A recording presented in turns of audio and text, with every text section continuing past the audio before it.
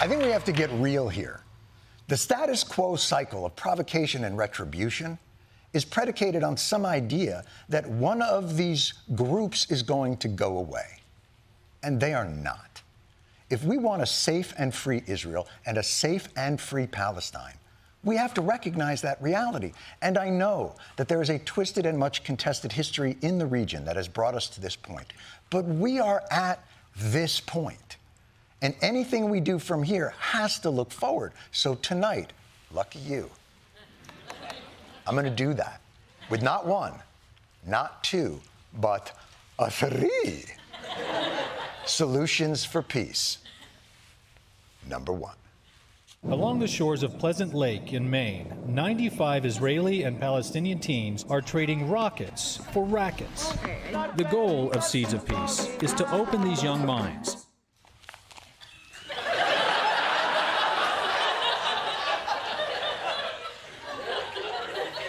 Okay, that one hasn't been scaled up yet. And may take longer than we have. Unless we just bring the whole region to Maine.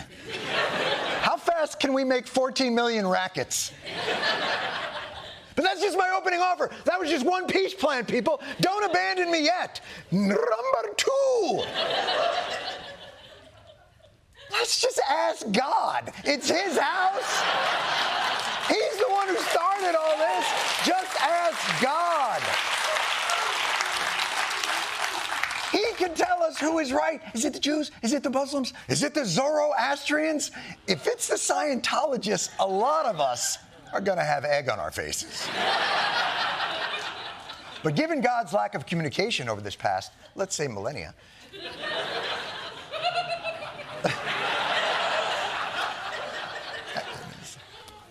all right. Here's another one. And heaven forbid, I actually think this last one could work. Starting now, no preconditions, no earned trust, no partners for peace. Israel stops bombing. Hamas releases the hostages. The Arab countries who claim Palestine as their top priority come in and form a demilitarized zone between Israel and a free Palestinian state. The Saudis, Egypt, UAE, Qatar, Jordan, they all form like a NATO arrangement guaranteeing security for both sides. Obviously, they won't call it NATO. It's the Middle East Treaty Organization. It's Me Too. Let's tweet it out. Me Too. Tonight, people, let's get this region Me Too'd. Now, obviously, I have not worked out the exact verbiage, but anything is better than the cluster cycle we have now. Because honestly, what is the alternative? The trump of God sounds and the rapture happens. We're gone. In the twinkling of an eye, we're just simply not here. Poof indeed, sir. Poof indeed. Let's kick things off with an update on the war in the Middle East. With the situation increasingly desperate, the world has been looking to the United States for a way forward.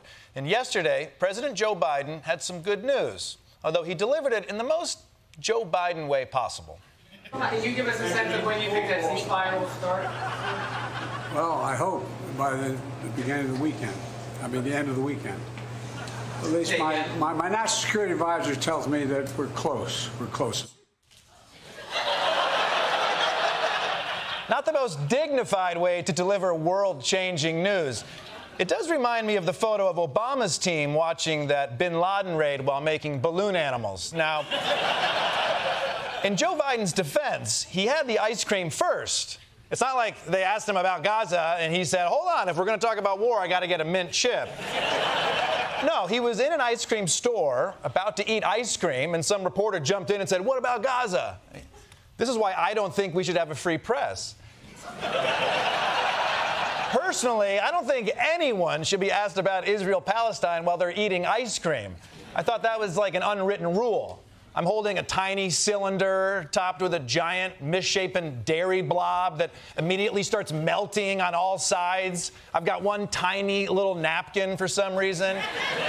You think Israel-Palestine is a crisis? I'm dealing with something here. I'll tell you what, if I was a politician, I would always have an ice cream with me, just to cram in my mouth in case I got asked about Israel-Palestine. It's not a good strategy for Mitch McConnell, though. That guy already has brain freeze. Kobe!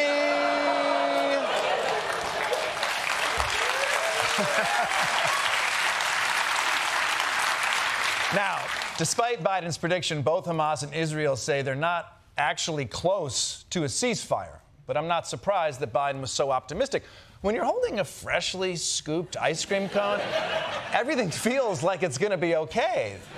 That's why it's the official food of telling your kid you're getting a divorce. Ice cream. It is your fault, kiddo. Over the weekend, Republicans gathered for CPAC, the Conservative Political Action Conference. It's like Woodstock for people who hate anybody who went to Woodstock. And if you think the whole weekend was just them saying that Trump really won the 2020 election, no. They were also singing it.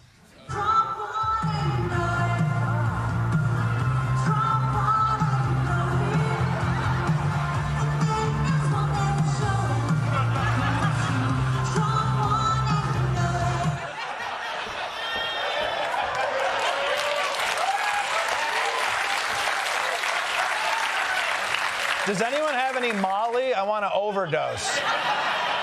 If the lyrics are too subtle for you, I like how her dress gets the point across. What's she saying? Oh, I see. Trump won. But look, CPAC isn't just the best rock concert of all time. It's also an important way to find out what the current conservative priorities are. And based on the titles of this weekend's panel discussions, it's going to be a fun year. CPAC 2024, where globalism goes to die. Ladies and gentlemen, does Congress even matter? Would Moses go to Harvard? What you talking about, Fannie Willis? Shooting from the hip, going full Hungarian, stopping Georgie Soros. The Bible uncanceled. God loves justice. God's children are not for sale. Babies are us, putting our heads in the gas stove. Seems like you guys might be inhaling some fumes already. Now, it's always good to have panels that sound like categories if Jeopardy had a mental breakdown. The Supreme Court, where the 9 justices sat down today, and after Clarence Thomas put out his tip jar, they heard arguments on whether it should be legal to essentially turn ordinary guns into machine guns. Everyone agrees that machine guns can be banned. And the arguments here hinge in part on the very technical issue of exactly how bump stocks work and whether their mechanism fits the definition of a machine gun under the law. The justices really grappled with that today, and what we heard was broad agreement that preventing guns from firing hundreds of rounds per minute made a lot of sense. But there was disagreement about whether the ban was justified by that machine gun law. Hold on. The Supreme Court is trying to decide if that gun is a machine gun? Look, I'm not a machine gun expert, but if a gun makes you go, that's a machine gun. The court spent all day throwing around very technical questions about trigger functions versus trigger pulls to determine what a machine gun is. But I'd like to suggest we approach this case with my new legal theory. It's called looking at something with your f***ing eyes. For instance, if a gun can fire... If a gun can fire 5,000 rounds a second, you can debate firing mechanisms, or you can look with your f***ing eyes and see that it's a machine gun. Are the shells flying out of the gun at a machine gun rate? Look with your f***ing eyes. It's a machine gun. Yesterday, my home state of Michigan held primary elections, but the big story was who Democrats didn't vote for. This morning, President Biden and former President Trump coming off huge wins in Michigan. But it's these voters who shook up the Democratic primary. If he doesn't get it together and change what he's doing, we will not vote for him in November. Overnight, an extremely unusual watch party for voters who cast their ballots not for a candidate, but for uncommitted, in protest of President Biden's handling of the Israel-Hamas war. The effort's organizers had set their goal at 10,000 votes. They got more than 10 times that. Wow, 100,000 people went outside in Michigan in February to say they don't like you. That is a lot of commitment to uncommitment. Reminds me of my single years. How?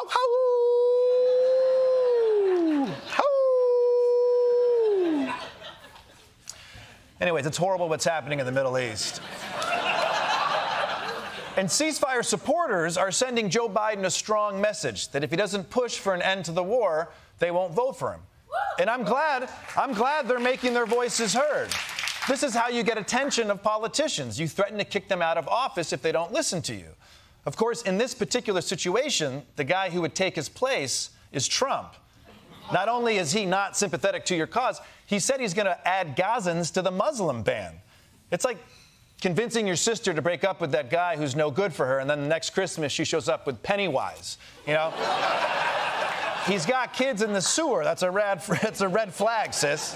Last week, the Alabama Supreme Court threw the future of IVF into doubt by ruling that frozen embryos that are less than 1/10 of a millimeter, by the way, are legally humans. And I'm sorry, but if you could pass through a spaghetti strainer, you're not human. And now, Republicans who've spent years and years insisting that every embryo is touched by God are suddenly saying, oh, well, we didn't mean it in a way that makes us unpopular. A lot of the GOP's top brass are now trying to scramble to get on the side of supporting IVF. The Republican Senate campaign arm jumped on the issue by sending out this memo on Friday, urging that, quote, it is imperative that our candidates align with the public's overwhelming support for IVF and fertility treatments. House Speaker Mike Johnson also came out in support of IVF treatment and called it a blessing for many moms and dads who have struggled with fertility. IVF is something that is so critical to a lot of couples. It helps them breed great families. Our country needs that. Okay, that's too far in the other direction, okay? Did this guy just say, breed great families? Are you trying to run a country or get us into the Westminster dog show? This guy must really clean up at the nightclub. He's like, yo, girl, look, you got those straight teeth and detached earlobes. I want to genetically pass that on to my litter, you know? But you know what?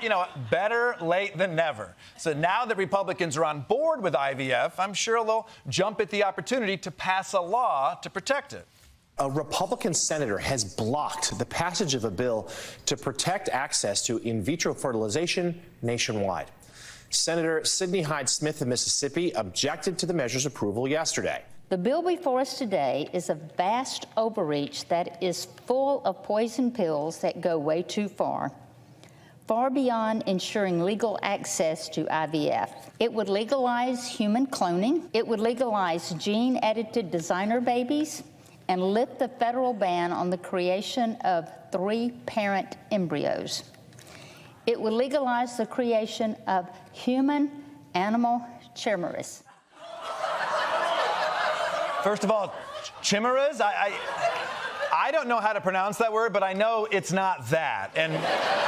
And secondly, you're not going to protect IVF because you're worried that someone might put, like, a human head on a giraffe's body? Why on earth would you want to stop that? That sounds awesome. I could be eating a tree right now, you know?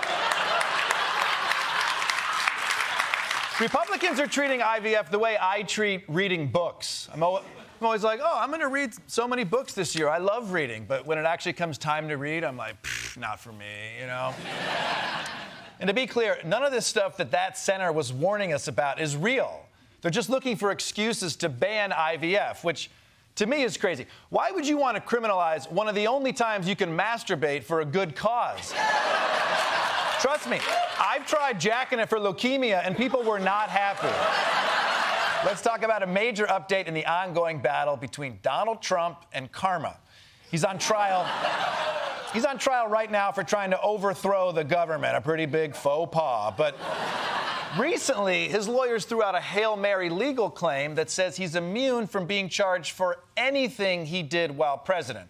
And now his buddies on the Supreme Court are saying, yeah, maybe. This morning, the U.S. Supreme Court handing Donald Trump the gift of time.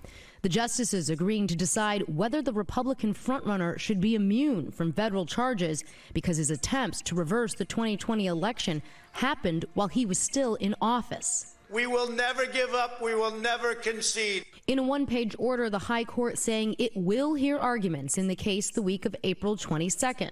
But with no firm date for its final ruling, the prospect of a federal criminal trial being completed before the November election becoming increasingly unrealistic. Legally speaking, his strategy has long been to delay, delay, delay. Here he gets help in doing that from the highest court in the land, and there's nothing anybody can do to stop it. I cannot believe this. This dude, he's slipping out of everything. Is he some sort of human eel chimera? You know, like... You know, he started his campaign with 4 different cases against him, and he's going to run out the clock on all of them. There's the stolen documents case. He got a Trump-friendly judge. The Georgia case has been completely sidetracked by 2 of the prosecutors f***ing each other. Now the January 6th case is getting delayed due to a legal theory that nobody thinks is legit except for maybe the judges he hired. The only case that might be finished before the election is the Stormy Daniels case. And based on the way things are going, I bet that judge is going to get stuck in a Venus flytrap or something. I don't know. You'd think with so many cases against him, one of them would stick. But he's actually using that to his advantage, saying he needs to delay the cases so he has time to prepare for the other ones. It's like when Arnold Schwarzenegger is getting attacked by 2 guys and he bonks their heads together and they're both out for the rest of the movie.